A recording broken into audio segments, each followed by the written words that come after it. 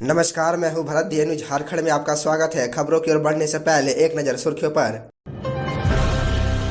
कृषि विधेयक के खिलाफ कारोबारियों की हड़ताल स्थगित, कृषि मंत्री के आश्वासन पर झारखंड चैम्बर ने लिया निर्णय।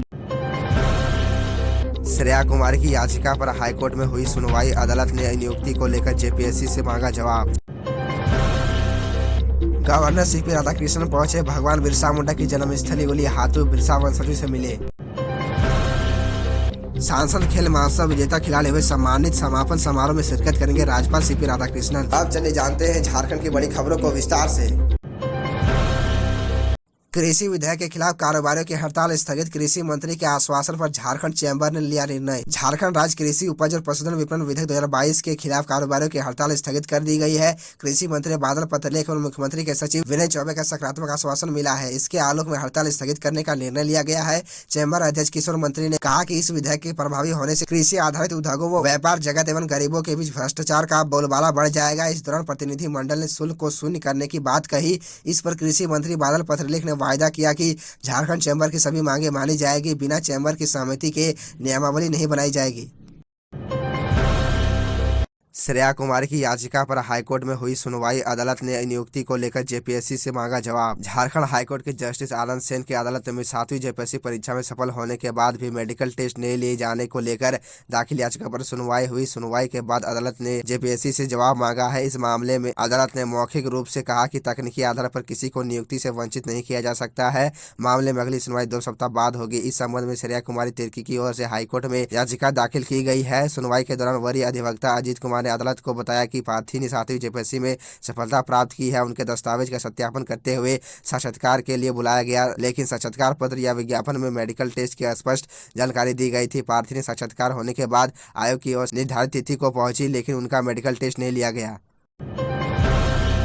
गवर्नर CP राधाकृष्णन पहुंचे भगवान बिरसा मुंडा की जन्मस्थली बोली हाथू बिरसा वंशजों से मिले। शपथ ग्रहण के तुरंत बाद राज्यपाल CP राधाकृष्णन शनिवार को धरती आबा भगवान बिरसा मुंडा की जन्मस्थली बोली हाथू पहुंचे। राज्यपाल को जिला प्रशासन द्वारा गार्ड ऑफ ऑनर दिया गया। राज्यपाल को स्वागत पारंपरिक रूप से भगवान बिरसा मुंडा के वंशजों एवं सखी मंडल की दीदियों ने किया। इस दौरान राज्यपाल की धर्मपत्नी एवं सूचना और प्रसारण राज्य मंत्री डॉक्टर L मुरुगन व अन्य गणमान्य अतिथियों का स्वागत किया गया। राज्यपाल द्वारा भगवान बिरसा मुंडा को श्रद्धांजलि दी गई। राज्यपाल के स्वागत के लिए उली हाथू में भव्य साज सज्जा की गई, साथ ही ग्रामीण उत्साहित रहे। राज्यपाल द्वारा भगवान बिरसा मुंडा की पूजा अर्चना के बाद उनके वंशजों से उन्होंने मुलाकात की। ज्ञात हो कि राज्यपाल के उलिहातू आगमन को लेकर जिला प्रशासन पूरी तरह से मुस्तैद रहा। सुरक्षा की चाक चौबंद व्यवस्था पुलिस प्रशासन द्वारा की गई।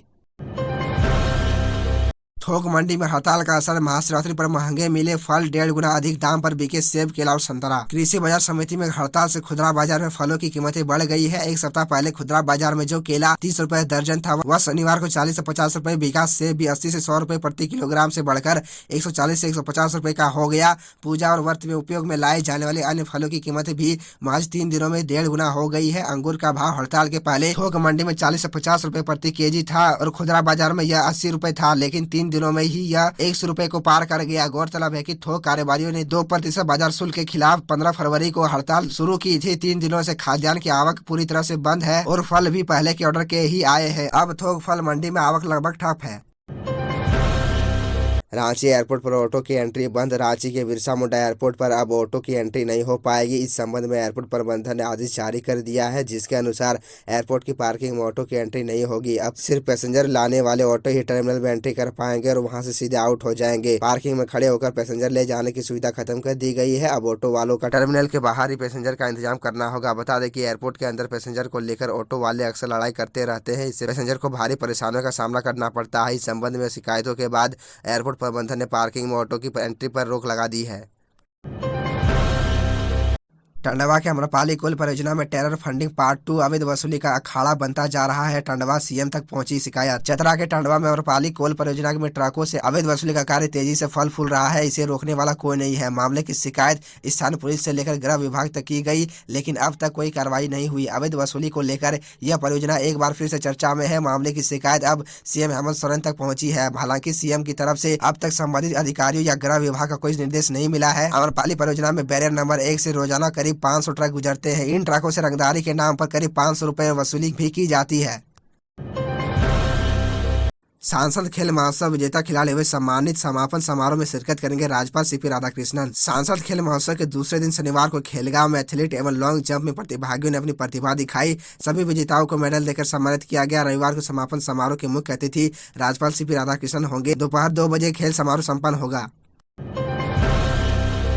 बाजार शुल्क से संबंधित नियमावली तैयार करने के पहले किसानों और मंडियों से जुड़े प्रतिनिधियों की राय लेगी सरकार। मुख्यमंत्री हेमंत सोरेन के निर्देश पर कृषि मंत्री बादल पत्रलेख और मुख्यमंत्री के प्रतिनिधि के रूप में सचिव विनय कुमार चौबे के साथ federation of Jharkhand chambers of commerce के प्रतिनिधि मंडल की झारखंड राज्य कृषि उपज और पशुधन विपणन विधेयक 2022 को लेकर बैठक हुई। इस बैठक में बाजार शुल्क से संबंधित विधेयक में 2% टैक्स अधिरोपण से संबंधित विषय पर चर्चा हुई। कृषि मंत्री ने प्रतिनिधि मंडल से कहा कि बाजार शुल्क में 2% टैक्स अधिरोपण को लेकर राज्य में भ्रम की स्थिति पैदा की जा रही है। दरअसल बाजार शुल्क में टैक्स अधिरोपण की अधिकतम सीमा 2% निर्धारित है। खाद्यान्नों और वस्तुओं के हिसाब से टैक्स का निर्धारण किया जाना है। ऐसे में सभी खाद्यान्नों का बाजार शुल्क अलग अलग होगा। कृषि मंत्री श्री बादल और मुख्यमंत्री के सचिव विनय कुमार चौबे ने प्रतिनिधि मंडल को भरोसा दिलाया कि बाजार शुल्क से संबंधित नियमावली तैयार करने के पहले किसानों, व्यवसायियों और मंडियों से जुड़े प्रतिनिधियों की राय लेगी। उसके बाद बाजार शुल्क से संबंधित नियमावली को लागू किया जाएगा। तो यह थी झारखंड की टॉप बड़ी खबरें, और इसी तरह झारखंड की छोटी सी बड़ी खबरों को देखने के लिए आप हमारे चैनल DN न्यूज़ झारखंड को सब्सक्राइब कर ले और बेल आइकन को प्रेस कर ले, जिससे आपको झारखंड की हर छोटी बड़ी खबरों की अपडेट आप तक पहुंचता रहे। तो आज के लिए इतना ही, हमें दीजिए इजाज़त, फिर मिलते हैं आपसे अगले वीडियो में।